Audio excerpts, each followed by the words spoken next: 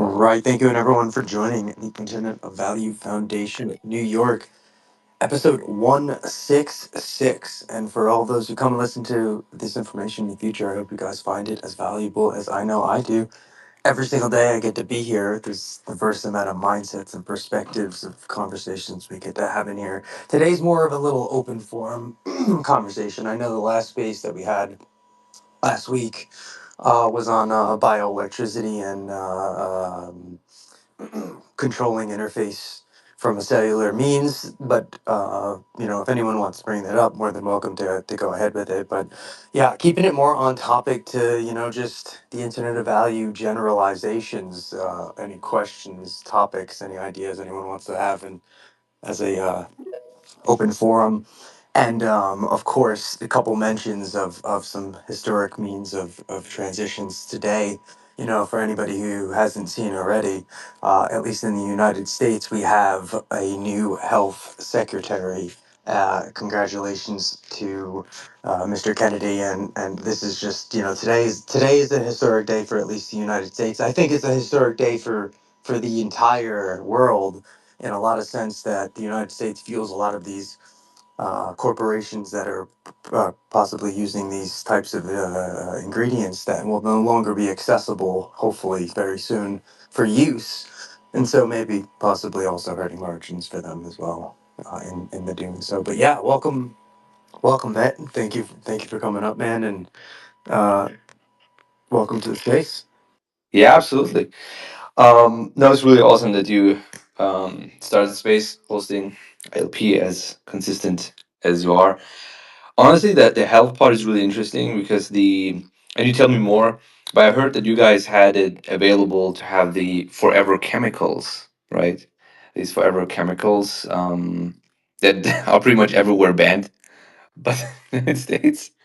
Correct. Yeah, the things like PFOAs Yes. and other other carcinogens that are used in different productions of goods, like things like formaldehydes as well. And yeah, there's a ton of things that have been going on for a long amount of time in the United States and Western civilization. I think for a little part, for most part, I should say. Sorry. That yeah, I think it's going to be some sort of reckoning, in a sense, to the standards and the way that the things that should truly be upheld from organic means, and that's just great Yeah. to see.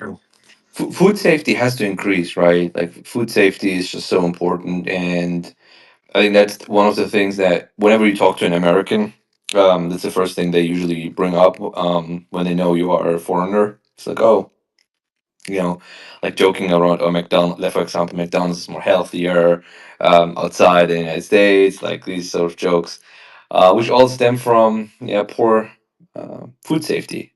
That's I think in the United States. Do you think this will improve or no? I think it will improve. Yeah, I think it's almost a given that, at least from what has been transcribed as the persona from Kennedy, is that the goal is definitely that direction. And so yeah, it's great to see when you see things that are goal oriented, and that means, and you could just kind of, you can take a quick profile pic look at like the last health secretary that we had, and to him, and it's just, it's like almost like from just a memology standpoint, it's like a step in the right direction. It's an upstream cause, right? Because if you can increase food safety, right, food safety, and have better ingredients and like prevent essentially corporation from pouring in like all sort of chemicals and yeah, pure garbage into food, then you have also less people getting sick, and this will also be less costly on the health system, right? Healthcare system down the road for people who are getting sick because less people would get sick from the chemicals that they were eating in the first place, like years and years ago. It has really trickle down effect. That's right. I can't wait to see the pressure on places like the FDA, and and really, from even from a regulatory standpoint of production of medical um innovations, right? And being able to create new techniques and new studies and the types of different operations that are done. I mean, the golden standard of health today in the United States is like from the 60s or the 50s, so could use some updating. Welcome up though, 808. I'm glad you joined this conversation. Hello guys, how you guys doing? Doing well today, man. It's a great day. It's gonna be a great 2 days. I think we've had a lot of wins for the people in some sense of my mind. In a sense, yes. On all levels, but not just within this short amount of time frame. I mean, looking at health wise on a macro scale, we've seen a lot of movement to the masses going to a more conscious understanding of what they intake into their bodies. Like even going back to here in Hawaii, our public school systems, we had cracked down on them and being able to supply a full hearty meal and making sure that these meals are not filled with pre-frozen type things consistently. A lot of programs here in Hawaii has always done the farm to table kind of standard, to where a lot of the fundings should be going to helping these schools produce food and healthy food for our students, which then in course would help create jobs out there, or even already people that own farmland. Like, me and my family, we own a lot of farmland. I have cousins and family who raise chickens and have eggs. We have no problem with eggs. That's for sure. And a whole bunch of other things that also incorporates not just some of these different level of government establishments like our of our DOE and stuff like that, but also goes across the board to incorporating everyone that does this. Even hotels over here, we have been fighting against them to be able to create such intermediaries and foundations for them to also look at these ways that is also cost saving for them as well, instead of always importing things from overseas to here in Hawaii. It goes across the board to also having a conscious mindset to also how a lot of these things is costly. What I mean? Like even here for a while, Hawaii has been trying to push for the farm to table, growing your own and localized ingredients and getting back to that way, which we were in the past for a very long time, and a lot of regulations was put in place for otherwise, which benefited a lot. What I mean? It really does take in-depth understanding on all levels of what this affects, because it goes across the board, like how you were explaining that, by helping out with people understanding consciously what they're doing with themselves and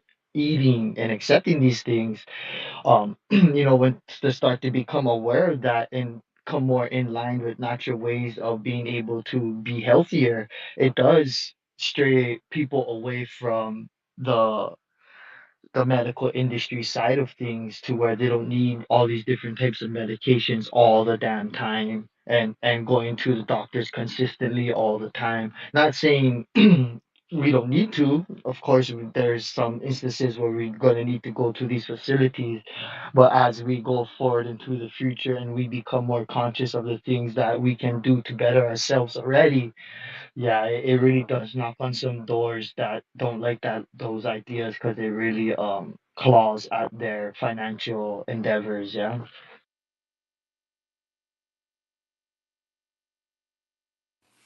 I think one thing that I'm very interested in seeing public information on is if we see some specific investments from Congress people and endorsements from them, payments received from large pharmaceutical companies at the same time as there being connections between, and of course it's pretty, at least in my own opinion, it's somewhat obvious it's already occurring, Oh, right? that's a big But one there. the yeah, right, there's these productions of these goods that are making people sick to begin with.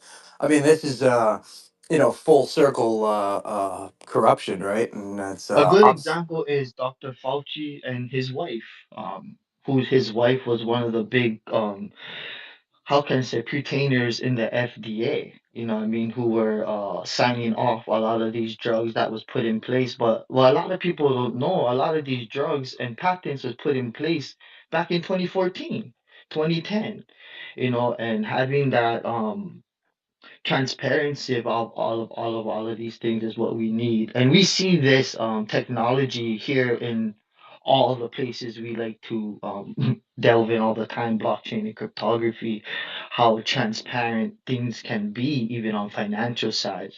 But that's not just the financial side, the data side, and how data is shared as well.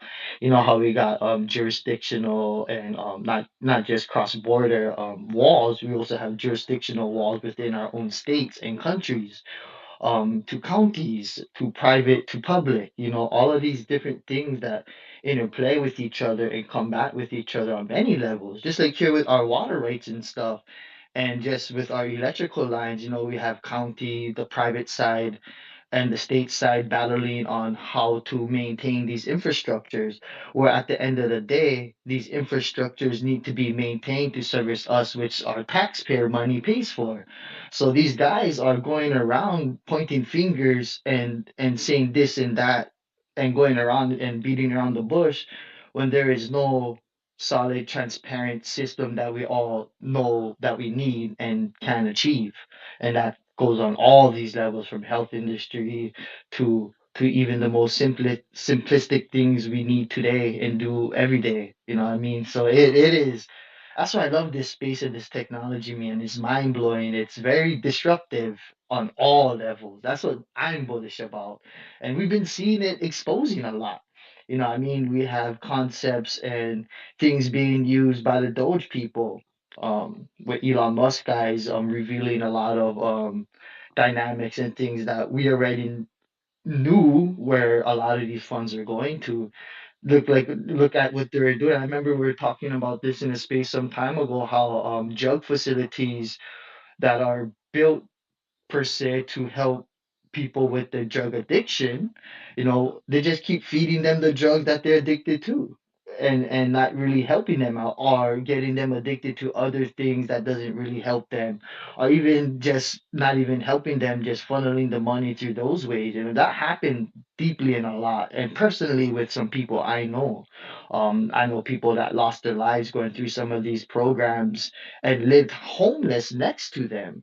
So it's mind blowing to see a lot of this movement and exposing of things that's happening on all fronts, you know, and it's a very good thing because we can see a very a good path in a sense. People are able to see a path ahead that can clear a way for a better foundation, thus then to make things better. You know what I mean? It's gonna be crazy though. Sorry, I'm That's rambling. No, it's right, 808. And if it wasn't for people like you and Vet and all of the people who are in this space testing things out, developing all this open source technology, enabling the moment that we're entering into, where the ability and immutability of the exposure of information is truly upon us. And so, it's thank you to everyone. Thank you to everyone that's here and has been here and continues to build. But Dirty D, welcome up. How you doing? Hey, how are you guys doing? I'm glad you're here, Diana. Long time no Appreciate it. speak. It's been a I know it's been a little while, while. Diana. It's It's been been a a while while. since I've seen you. I haven't been on the spaces here so much recently, but no, I just wanted to chime in and like, yeah, I mean, I have a different perspective and well than most people again, but like, they've done the job. They've woken us up. We've given our power away. We've done that. They've regulated us to death. We see that now. So at the end of the day, like, I love the concept of like, like Robert Kennedy saying, make America healthy again. But Robert Kennedy can't do that, but he can bring awareness to it. Like I always use the thing. I've been in recovery for 15 years. Nobody could make me sober. Nobody. I had to do that. But it's giving us the ability to, today, like we are able to transfer information so quickly. Like if I have an issue that I'm looking on, I can come onto to Twitter and like post something and say, hey, what do you guys do for this? And I can get answers from all over the world. So what it's really what we're doing is we're connecting all of us like worldwide, the World Wide Web. You know, they're connecting us, and essentially the power is coming back to us. You know, it's very apparent what's being done. You know, and I don't think. I mean, I personally would have liked this to happen a lot sooner, but you know, I think there's other things going on as well. But like, it's coming back to us. But at the same time, too, that's where it comes. Like I keep saying, it's not. You know, everyone wants to say, "Oh, the government's corrupt," or "Oh, this is corrupt," and it's like, no, look around. You know, I mean, like when you look back at like COVID and like all the stuff that happened then, there was a lot of of of greed and corruption within people, not the government, people. You know, and that's where we like. I keep saying, you know, if we want a better world, and I think everybody wants a better world, then we have to stop looking and pointing fingers at people and start taking responsibility for our own actions, you know, and really putting that like being the example that you want to see, you know, as like in AA, we see attraction rather than promotion. You know, if you want to have a healthier family, then be that person and eat healthier. You know, if you want, you know, people like we have choices. That's the only thing we have in life is agency. You know, so it comes back to each of our own agency and what we want to do with that. You know, I mean, I think the people on here are at the point where we kind of like seeing what's coming. Like we know what's coming. You know, a lot of people don't. A lot of people are still mired in that. You know, what's like, you know, this division and all this separateness and kind of stuff. And it's like, okay, we kind of got past that and are like, no, you know, what one we go much far. We'll go much further together, united as humanity. And that's the exciting part is we are moving into an age where, you know, it's going to be transparent. It's going to be, you know, information is going to be at our fingertips. You know, the medical industry is going to change. The financial industry is going to change. The political industry is going to change. It's all going to change. But we needed this to happen, you know, because I mean, look around. Like we're not in a good path. So like in a lot of ways, it's been rough, but like there's a light at the end of the tunnel. It's Very exactly well what said. I couldn't agree more. Exactly.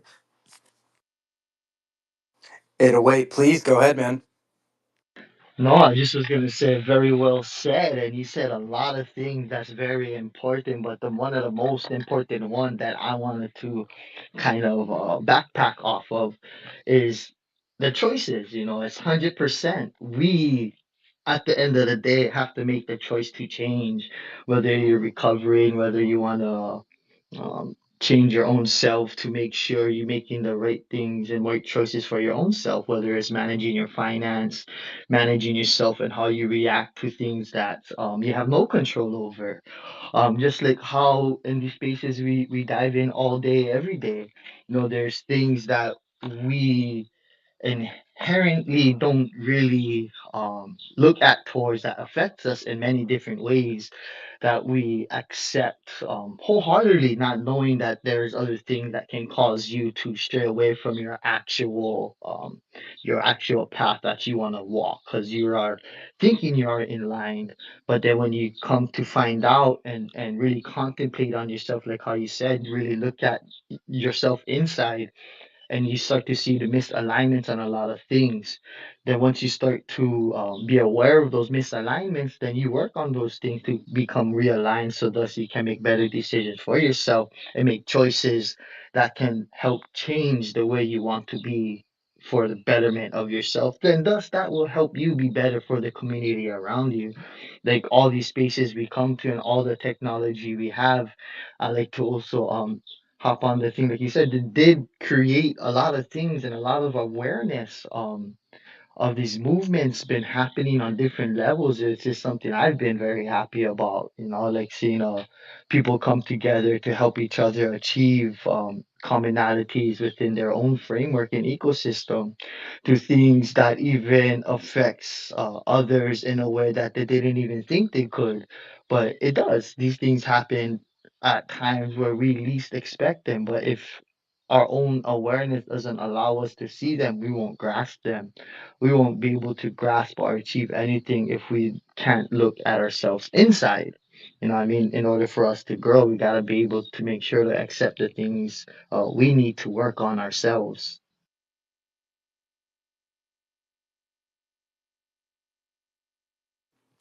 Love it. I couldn't agree more as well, 808. And, you know, Diana, I actually put of course, I try not to do hashtags anymore, but I feel like it's sometimes when you just want to say, a simplistic, word or as some sort of title behind some of the information that we described in the conversation. IOB, Internet of Bodies. It's about the connection. It's about the distribution of the ability to connect all of us, and that flow of data as value as we see it. I couldn't agree more. It's a beautiful moment to be in, and I think as we see, just like you said, the light at the end of the tunnel, I think once we get to that end of the tunnel, this singularity moment, the change that comes with it, the Cambrian explosion is just going to be astronomically awesome to be a part of. But that you unmuted beforehand. I'm sorry if you wanted to jump in.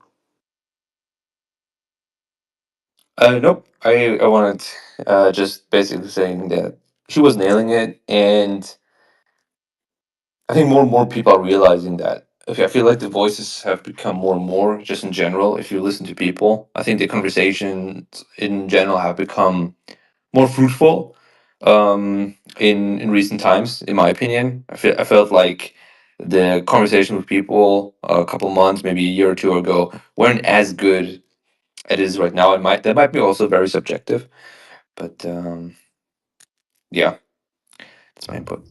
Well, that's one of the things I'm going to say too about that. I mean, that's the thing is like even in these spaces, like we always, people. It's so easy to point fingers at people and to say, this or that, and it's like, but at the end of the day, like we create the reality that we want to live in, and like with that, like I've always appreciated how positive you are and how welcoming you are to people, and just always, pushing pushing the positive side, because people go doom and gloom, and it's like it's not going to be doom and gloom. I mean, at the end of the day, we're going to figure this out, as humanity, we're going to figure this out. But, it just like, like I have to say, like when I was in recovery, it was hard at first. It was very hard, and there's a lot of things that you have to, but it always comes back to you. And that's the beauty. That's the beautiful thing is it always comes back to you, and you can create the world you live in. Every time I have an interaction with another human being, I can choose to be a positive impact, or I can choose to be a negative impact. And that's a choice. And even in these spaces, like we can choose to be uplifting to one another, or we can choose to not.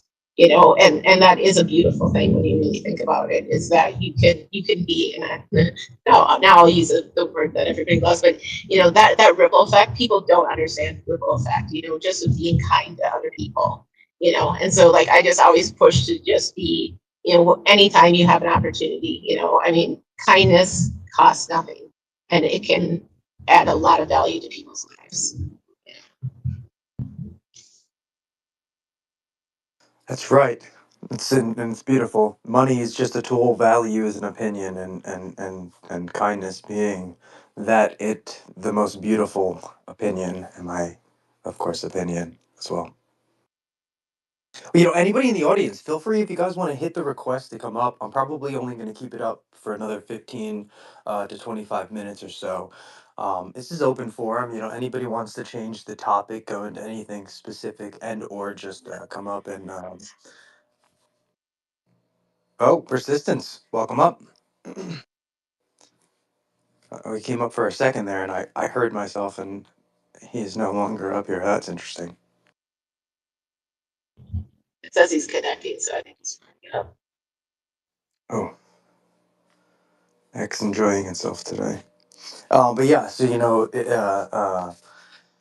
oh,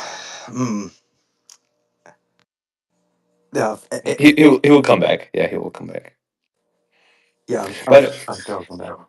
yeah, I want to give a shout out to I see down there, Andre Rossetti, and he was tagging me somewhere else, and he was just thanking a lot of people in the community ecosystem. And I saw him also posting about his new project called Zahao Document Proof. And the cool thing with that is um, that you can have essentially documents signed on the blockchains like a DocuSign, and Yeah, I believe he's busy right now, but definitely one time when he's not so much busy, we can dive into the technicals of it. Um, for me, it looks like sort of an NFT with more features, but he will have to tell us. There is an amendment, at least for the XRP ledger, I know, called document storage. It just literally calls called document storage. I forgot which XLS that is, but it aims to have something very similar, like that, to essentially store documents and provide that feature. So yeah, maybe next time when he has more time, he can come up and talk about that. Yeah, and so I didn't hear who you had said the account name. I'm sorry beforehand, but I'll send him a. It's Andre Rossetti. So if you go, it's the head, marshmallow head. So if you go down there, marshmallow head with the X shirt. Well, you can't miss the marshmallow head with an X shirt. Yeah, you can't miss that. So you should find that. Should find the marshmallow head. I sent him an invite if he would like to come up and Yeah, I think speak he's busy about. right now, but yeah, I Oh, asked him if he wants to come up. Yeah. oh, whoops. Sorry about that. My fault. But yeah, welcome up, Alkaline and EG, man. Oh, I'm glad to see you in the space. Oh, yeah, what's good? Andre, welcome up. Oh, What's good, perfect. Fraser? What's going on? Hey, Brett. What's up, my brother? You need to cut Mr. ISO. Yeah, Yeah, Alkaline, man. give him a moment. He may only have a moment to speak, so Yeah. that's So what's okay. good, Val? So No, not you. Him. You need to chill. I'll bring him back. I'll bring him right back up. Welcome up, Andre. Would you like to speak about what you've been building? Oh, okay. And thank you for this opportunity to share a little bit of Zahal.proof. Um, I started building something um, to to to give opportunity to users to sign documents directly on the blockchain using the Zaman wallet. Actually, I started this project using EVM, but in the middle of the journey, I changed um, the application because I see and I talked to Witsi, and he gave me this opportunity to bring the idea to life in Zahal network. Uh, it's a cool thing because it's a simple thing because you could send your document on our portal, and after you could um, type the email address of recipients, and after that we send the email for the recipients to sign directly on the Zaman wallet. And after that, we record directly on the blockchain using a transaction with hooks, and we built after that some uh, document proof of this signing process. And we have two documents on the final.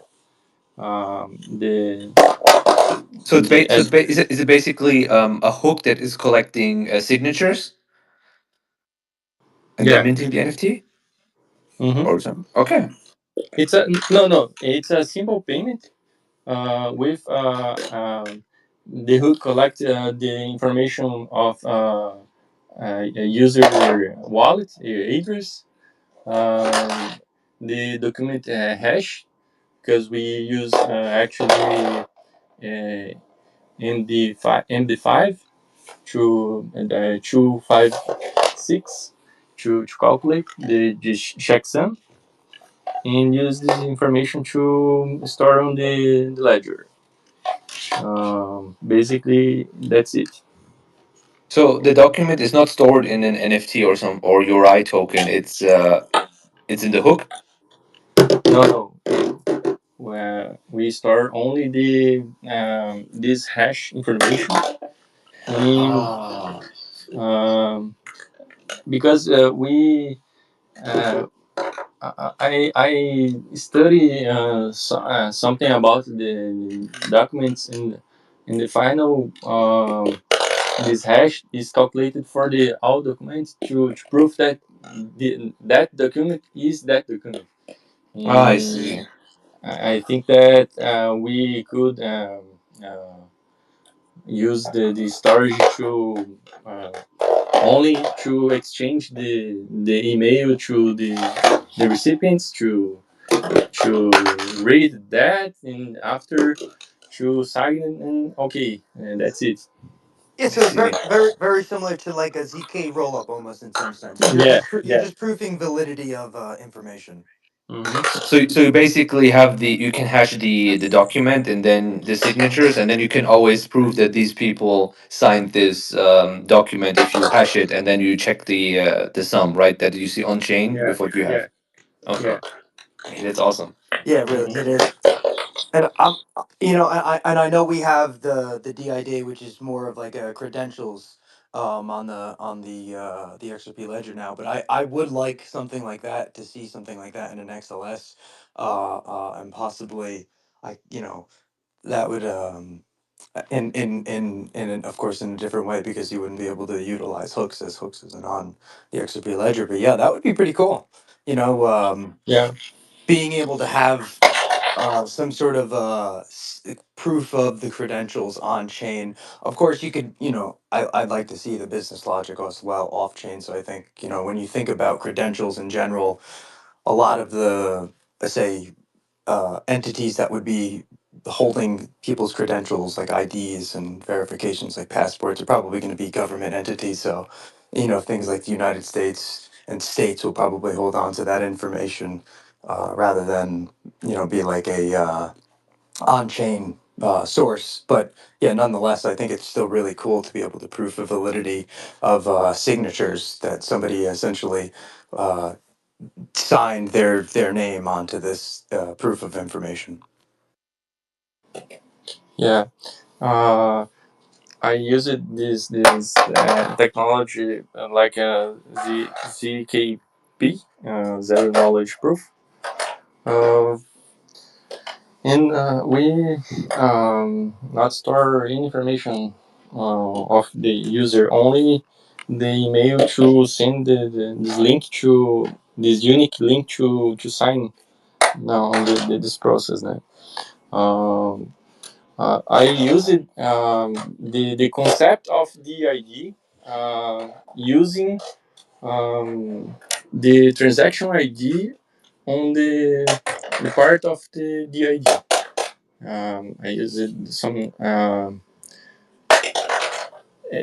It's not using the full the concept inside the ledger, but I bring this concept to check that that document and that transaction is signed by the user, and that's the proof of signature.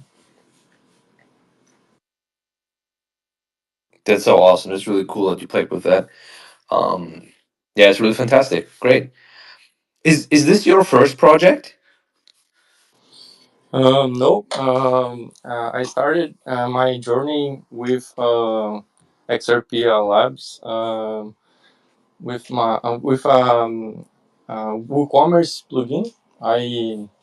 I changed some features, some refactoring on the first version that released by another developer, and actually I sent some some features still, um, but for the community XRPL, this is the XRPL and Zahal. This is the first bigger project. Well, fantastic. I mean, kudos to you, and a lot of success for your project. Hope of many many more to come. Yeah. Thank you.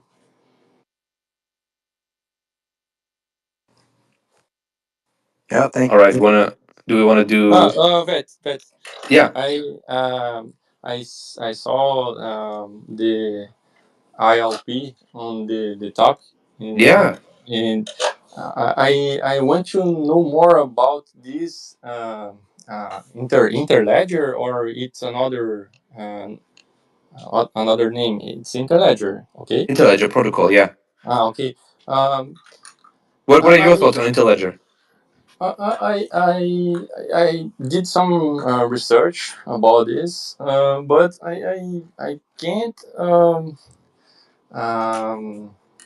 how can I say? Um, it's not easy to set up, to study, to understand by a developer. I try to run to understand what happens behind the scenes, to understand how protocol works. It's a But masterpiece. I put up some containers locally, but I can't put all things up to work each other.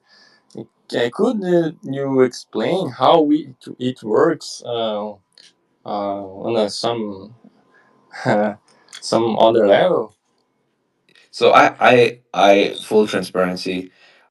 This is a topic that for me is in research. Like this is such a high degree, high level topic to understand. It's very very advanced, I would say. And so let's start with the very recent development. So Stefan Thomas is working on DASI, which is like a peer to peer implementation of it, and he wants to have so. Think of this on a high level, and it's also an example that he's given. We have different blockchains, right? Let's say XRP Ledger, you build your project on the how, and you have maybe Flare networks, you have Ethereum, you have different networks, and people are building their project on those networks. And what he's foreseeing is what a better solution would be is to build your project not directly on the blockchain, but rather build it on top of something like ILP. Okay, because ILP would be like the abstract layer of built for builders of blockchain. And what would enable for you is, let's say, if you build on top of DASI, or in that case ILP, is the blockchain itself, the underlying, can change without you as a developer have to do anything to gain benefits. So an example of that would be, let's say, Skype or Zoom. Okay, let's say Zoom. If there's a new Wi-Fi standard like Wi-Fi 6 or some other technological breakthrough in terms of better servers or whatever, um, Zoom doesn't have to do anything to benefit of faster internet or better connection, right? Because they connect through TCP/IP and the very standard protocols to communicate with the internet. So when we improve something in the underlying, these app developers, every app developer is benefiting of it, and that is a way better way of building in the future than we have right now. Like, let's say there's a new blockchain coming out and I want to use that. Then I need to adapt to this new blockchain. And if there is something that I want to do on the XRP ledger, right, then I need also to adapt to the XRP ledger. Building a multi chain app is super complex, specifically if you want to integrate a lot in a very complex flow. And if you can abstract that on a ILP level, then you gain a lot of benefits without dealing with the complexity underneath. So ILP would all basically deal with the complexity behind it, and I think that is the future, probably in let's say 5 years or 10 years or however it's going to take time. It's just that right now it's not a solution, so that's why we need to build directly on chain, because there's no other better way of doing so. And Dazi, this implementation that you would use to build with, is I think right now very much in an early stage, like alpha version. So I know that the recent um, podcast, Stefan was saying, hey, if you find any bugs, if you find any issues, yeah. That is because I'm working on it. Things need to be fixed. I don't have time to answer questions, stuff like that, basically. Um, so I think this is very much it's a north star. Like ILPs for me are north star, not something that I can use right now, at least to build and connect blockchains to. I don't think in an easy way. Maybe other people can, but I haven't seen ways personally or any apps that do it in a meaningful way, but very complex. But the ambition is very high, as you see, right? Like they want to basically Yeah, yeah, connect all blockchains, but not only this, not only blockchains, but also traditional ledgers. Like they want to bridge yeah. the old financial system with the new financial system, make it like all one thing. And of course, man, that's a huge thing, right? I like how you reference Wi-Fi because there's a lot of protocols that the devices need to utilize to connect to networks, right? And as we start implementing newer Wi-Fi's, we still have these legacy devices that they still are going to behave on those legacy protocols. So Exactly. we wrap them all up together and just start implementing, like you say, amendments, and then they fall under newer protocols.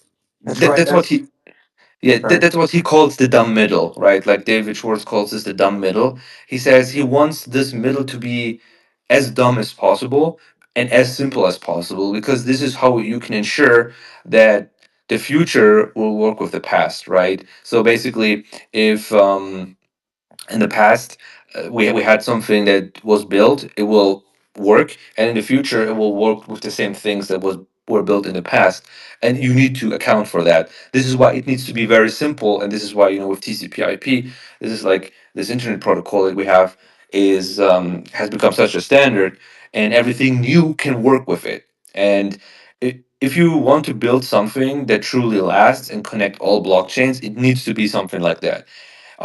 I don't believe, and I will not call specific names out or projects, but I don't believe that the current interoperability solutions we have really are suitable for that. I think they are more like of a solution until then. I don't believe they are the end all be all. Specifically because all of them have a token, right? So it cannot be, can't be. Yeah, there's different levels to interoperability, and there's the project level, and then there's the entity level, or like the organizational level, where all projects decide to participate on a certain protocol. So yeah, there's I feel like there's levels to it. That's it. And that's why the ILP is so perfectly positioned because it is just a protocol based off of connectors. And so the more connectors, the more interoperability the protocol has, the more availability, the more reason to connect to it. But we had somebody who came in the space, Chainsaw Nico. You had your hand up there, so don't want to be too rude. If you wanted to jump into the conversation, please feel free. This is your moment. Yeah, actually, I had a question, and this basically was what was recommended because someone shared it in one of the group chats I was in. So that's why I got curious. So far I've heard you folks discuss interoperability and the ability to give people the tools that they need to build things. So how I approach this particular topic and specifically has to deal with data consumption and data hosting specifically. I'm very curious from you guys' perspective. Are you aware of any tools or any protocols that would enable peer-to-peer data sharing or data hosting, typically in the neighborhoods of tens of gigabytes, if not terabytes, because that's one of the problems that I'd argue are very much a pressing issue that needs to be addressed sooner rather than later. Because I don't know if you guys are aware, but on platforms like TikTok and YouTube alone, that's petabytes of data being generated every single day, right? And even for myself as a media and video and audio producer, I can tell you very confidently it's not unusual for me to produce 20 gigabytes worth of information in a single session. So having somewhere or some place to share that at and host it at in a way that addresses these solutions would be very interesting. It's awesome, and the localization of data, of course, I think is like long term where I would like things to definitely go. However, today there is definitely a very large cost to that. Mubongo, is that your other account name? I know we've had conversations before, different account for sure. And so welcome to the space. Glad you're here. Either way. But yeah, I would say, long term from a data uh um operational standpoint, where how this data is being stored, where it's being stored, who has access to it, definitely all very important questions. Blockchain, one of the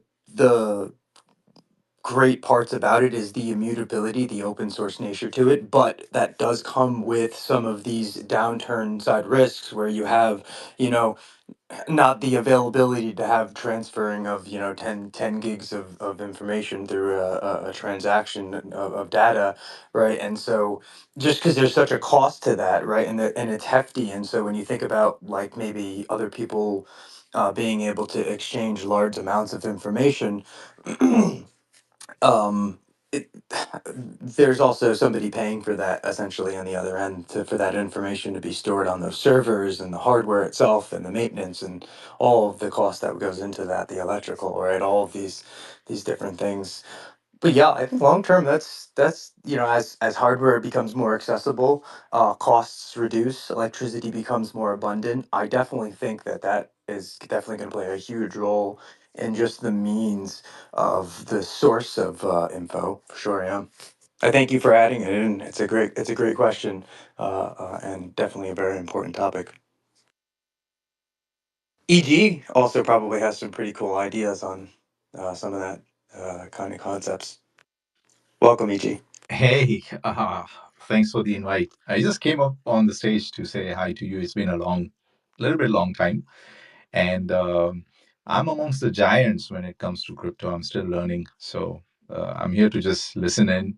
And if and when you pivot to any kind of AI or even on-chain agent, because now I'm experimenting with on-chain agent stuff, then I'll definitely jump in. So, just listening in. Yeah, that is so cool. Sorry, Bet, I saw you on mute. I'm sure you want to ask, so please go ahead. Yeah, I see Saul up there. Let's say hi to Saul. Hey guys, good combo. Good comment indeed. I like Hard. uh, the scale that you put the interledger protocol in, the size of it. I agree. I can't really How explain do you how it feel about it? works. I just think that I put a tweet up above. Like I can't explain the technicals of it, but like there's this diagram there where you see the architecture of interledger is the same as the internet, and I actually think that if this internet of value is actually like a thing, which it seems to be, I think that it literally is the interledger protocol. Like I think the interledger protocol is the same as the internet, just for money. Exactly. Agnostic Yeah. protocol that you can build on top of, that just connects everything, just like the internet. I like that you put it that way, Saul, because that's how I see it as well. You have these different connectors that allow people to transfer data. Also comes into decentralized hosting, hosting services to allow data to be stored in such ways. It gets very expensive. And when you allow individuals to become a part of such systems, you allow individuals to become very, how can I say this? Not just a part of the user of the system, but become part of the its foundational layer to allow others to be able to use it in such a sense as like how you say the internet. Like look how much people are able to use the internet without knowing who is actually being the foundational service of the internet to be able to use. And now we're becoming into an era where it's becoming decentralized, where even hosting this data can become into our own power and stuff like that. It's mind blowing. Speaking of expenses, another class of protocols and problems I think about personally, especially because of the nature of what I do in media production, is transferring media locally also can be a headache. And I think about places, think, South Africa, South America, and broadly speaking, Southeast Asia, who they have some time to go before they're all caught up to the current state of the art architecture that countries like Canada and the US and the continents like Europe have. And Bluetooth in particular has struck me to be a pretty elegant solution, at least more on the Apple side. It's not very uncommon for me to use Apple's Bluetooth wireless networks to be able to send files back and forth. So I'm very curious to know from you guys' perspective, do you know of any similar technologies that would enable someone in theory to, even though they're unable to participate, broadly speaking, in the creator economy or the economy of the internet via traditional means like Wi-Fi or a phone connection like 5G and so on, would there be a way for them to access that through something like Bluetooth or another equivalent? I'd like to say, Essentially, sorry, go ahead. no, I was gonna say essentially, yeah. But you would have to eventually have somebody that would have a device that kind of connects to the internet to then locally transfer that data to you via like Bluetooth or I, USB or something I If I'm think not technological. mistaken, through the Bluetooth meshing system, the BLE meshing network that they have, the multi-hop communication networks, I forgot what that. Oh man, there was a project that was kind of dabbling with that, with also sharing uh your internet there. I forget how, I gotta remember, but that's a good one. There is projects that allows, well, I shouldn't say that allows for it, but that has been dabbling with being able to share media files and transferring of media files through Bluetooth and a decentralized manner, like peer-to-peer meshing network approach. uh, but it really depends, and also how far you are with them and whatnot, and stuff like that. I have yeah, I would to definitely, get reminded. I would definitely imagine it would have a lot of limitations of the transfer rates and have maybe possibly like bottlenecking if it was like a ton of data and information, like gigs of information that were being transferred. But I'd like to say satellite. I think satellite's going to play a huge role in this. Think of something like Starlink, right? Where all you have to do is just have the handheld device, right? You just have to have the means of ability to essentially receive and output frequency, and then at that point, yeah, connect to the whole world. And one thing that was said before. It's the reason I put the three hashtags together: the ILP, the Interledger Protocol, AI, and IOB, the Internet of Bodies, because these three things enabling together the Interledger protocol based off of just connectors, transferring value as fast as data is able to do so. AI, or these agents that will be able to play interoperable roles between these different connectors and networks, creating the most efficient means of connections, transport, and costs. And of course, the Internet of Bodies, it being us, the reason for all of it. Yeah, Well, I want to say well, one thing here. I'm curious, and anyone can jump in. Of course, that's not to one specific. I think it was a conversation with Saul and David Schwartz in a thread, and it was about pushing something that has no token and no one else benefits in is super hard, right? Like if you have a project, it has no token, it has no way for people to gain anything financially, tough, right? Like it's literally a public good, like something that is for everyone and no one specific. What a challenge to push something like that. And we talked about Especially because you this. have to build it, right? Exactly. Yeah. You have to dedicate the time and the effort and expertise and money to build it. Sorry, go ahead. But then yeah, then pushing for its adoption is another hurdle. Super hard. Like I think adoption.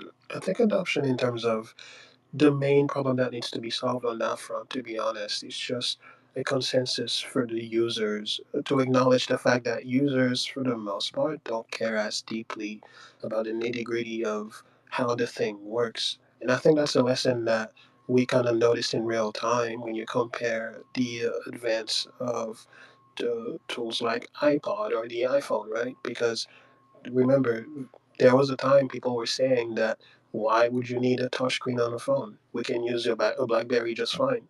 Meanwhile, the user sat there and heard the pitch of 1,000 songs in your pocket, first of all. And second of all, the idea that you can seamlessly operate something with the swipe of a finger. It's very appealing to people to have something seemingly as complex as, interacting with information through a screen be simplified to you with such a statement. So I think onboarding people really does come down to, on one hand, simplifying things, but also on the other hand, actually leveraging the media that they use every day to be able to interact with them. Like, say, for example, on this very space that we're currently speaking on, the average person either won't care or frankly won't have the time to be on here to learn about these things, right? So it's a matter of disseminating information for them to not only be able to empower themselves, but to actually equip themselves so that they can use these tools. And I feel that, especially in light of the recent news with DeepSeek, where it's very much possible now to have your own, technically, AI agent installed on your computer, it's baffling to me that the vast majority of the population is not even aware of such a thing being possible, and they're just defaulting to what is currently available on the mainstream, i.e., Gemini or OpenAI or Claude, and so on and so forth.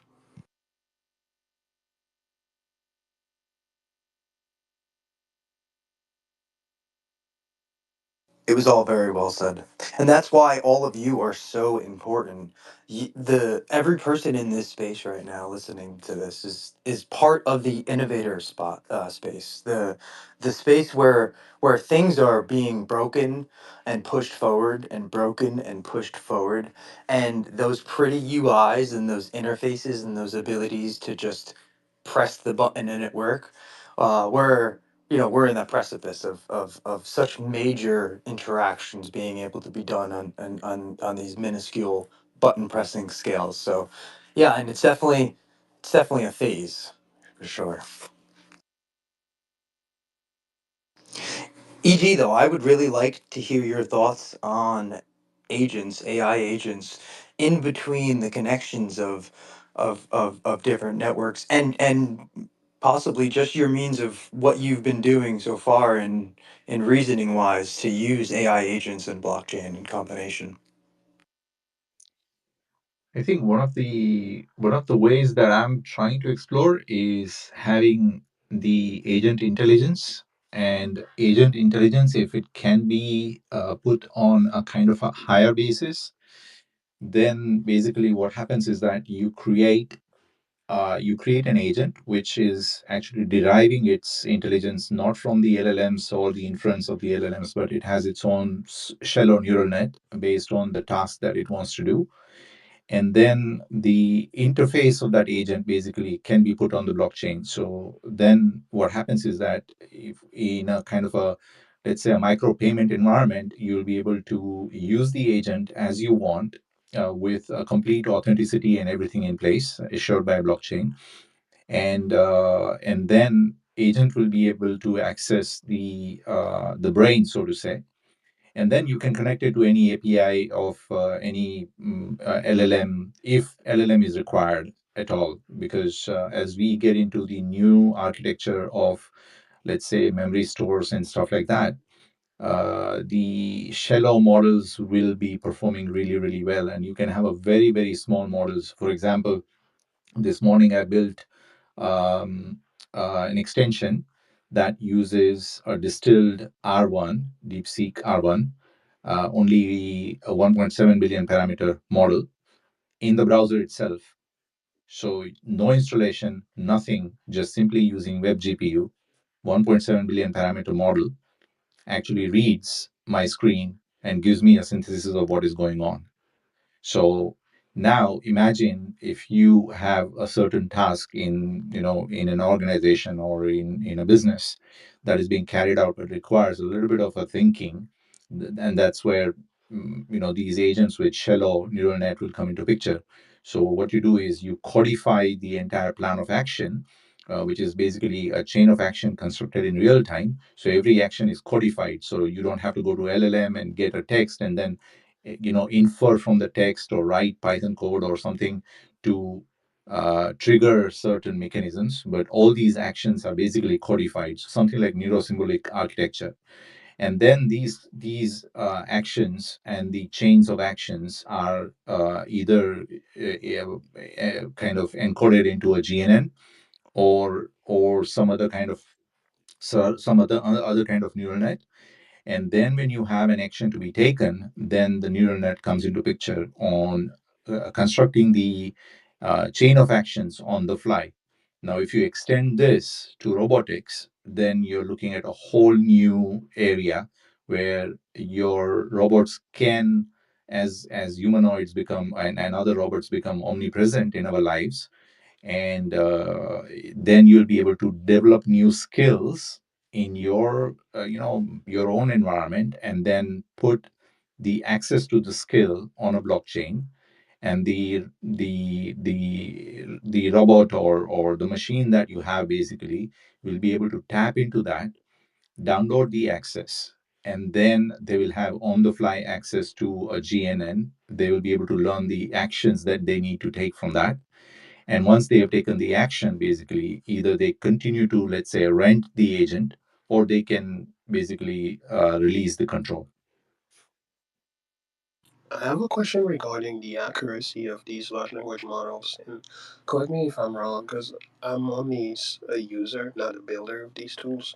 But from what I understand, they've reached a point where they're capable to read PDFs, for example, right? And that they're able to synthesize information based on what they've been able to access on these files. But where one of my concerns comes in is when the factual inaccuracy of that information comes into play, especially in regards of businesses specifically.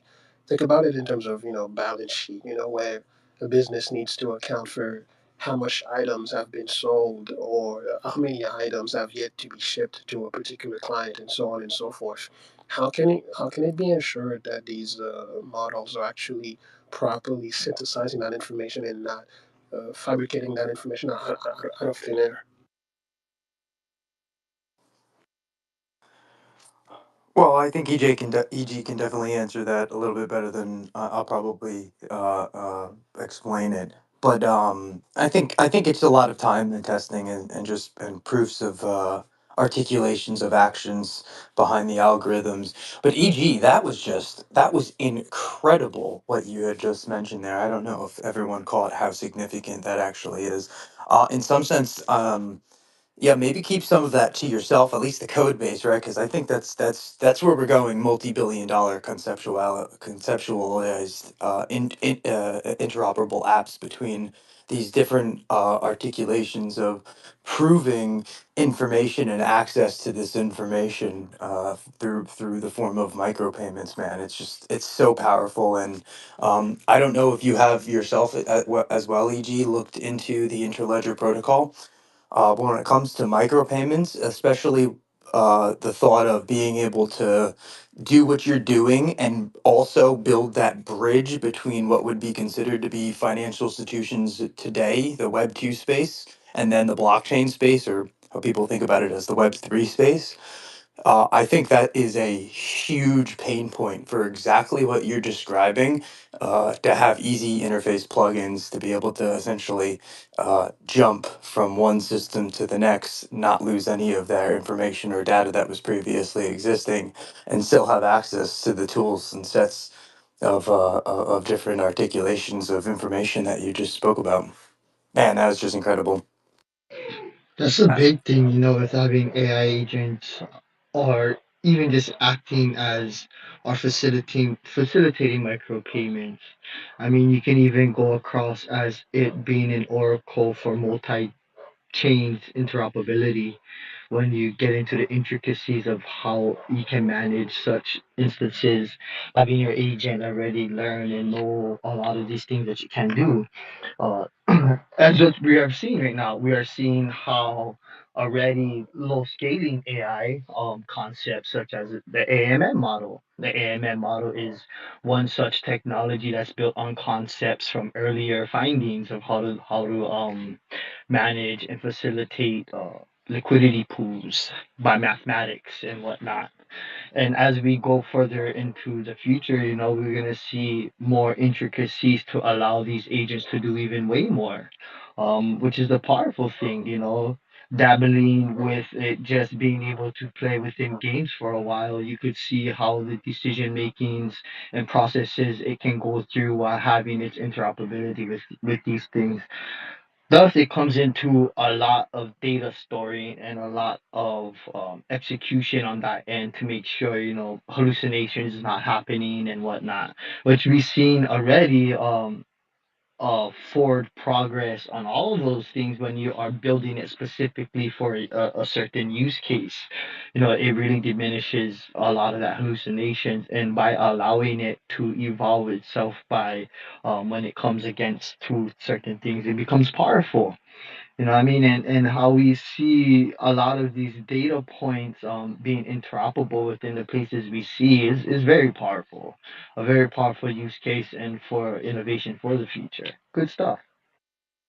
So, how good are these actually in terms of doing math and, broadly speaking, solving scientific sort of problems?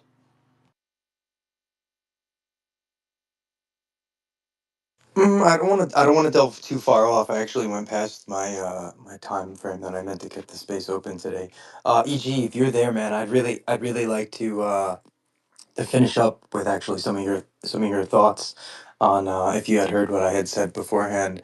But yeah, I think it's incredible what you're building right now. Oh, and one thing I was wondering also, are you going to open source this, or is this something proprietary for yourself? Yeah, so it's a mix of both actually. So I think we are just on the precipice of a switch basically as humanity. That's that you know that it has always been my belief, and what has taught the challenge of 2024, as you know, that happened with my life.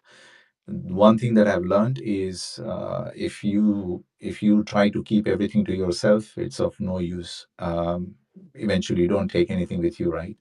So and I don't plan to live in a cyborg fashion. I'm good old kind of guy. I'm ready to leave the planet when the time comes. But anyway, enough of morbid talk. Let's talk about the exciting stuff. So yeah, so the idea is that the architecture, the way the architecture can be built and everything, I plan to open source that entire thing if I'm able to develop. It requires a lot of work, and I'm spending a lot of time in testing stuff and everything. And I'm also looking into at the same time working very closely with one of the labs in Europe in Switzerland on the hyperdimensional computing, so HDC. So that kind of will plug into this area very easily, especially in terms of the signal processing and everything. So yeah, so long story short, if I'm the first one to cross that bridge, then I would definitely open source as much as I can, just keeping the part where I can earn some living. That's it. That's basically my idea. I don't want to be a millionaire, but just want to have reward for the work that I'm doing, and that's it. It's too important. We are at such a stage that money is not going to be the key. Basically the knowledge is going to be the key. So the knowledge that I'm gaining from this experience is going to stay with me. It's not going to go away. So powerful, EG, and that is why I wanted to end with you today, man. I appreciate you and everyone who came to the space today. The conversation immaculate, and what you provide as well to not only to us here today but to the species. uh uh Thank you for your service, EG. It's incredible. I like to think it takes about 7 to 8 uh long-term developers to seem to build what you were able to build in short periods of time, EG. So it is incredible. You are an entire team by yourself. So I thank you, man. I hope everyone has a great rest of the night. We'll be back next week, hopefully Monday, 4 p.m. Eastern Standard Time, and I hope everyone has a great weekend. So thank you guys again.